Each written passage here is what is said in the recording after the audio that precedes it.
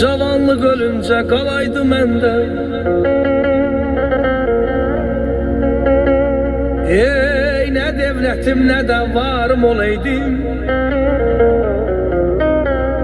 düşməzdim dalınca hər vəfasızın.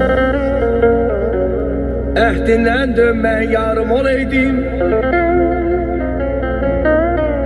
dağ başına duman gələr.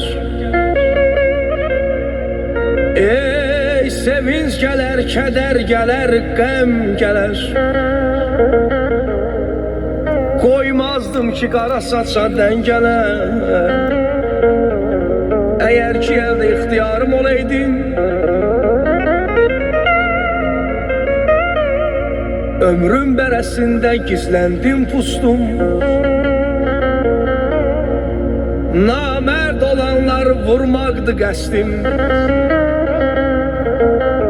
Mənə xoş günümdə can deyən dostum, çətin gündə havadarım olaydım. Vətənə bağlıdır arzum, diləyim. Ey vətənsiz döyünməz bir an ürəyim. Dağlarda solmayan gülüm, çiçəyim. Bağlarda tükənməz barım olaydım. Gireyli bəylər məna ver sözə. Gülə gülə böhtan deyirlər üzə. Ömrümüz qalaydı gül kimi təzə.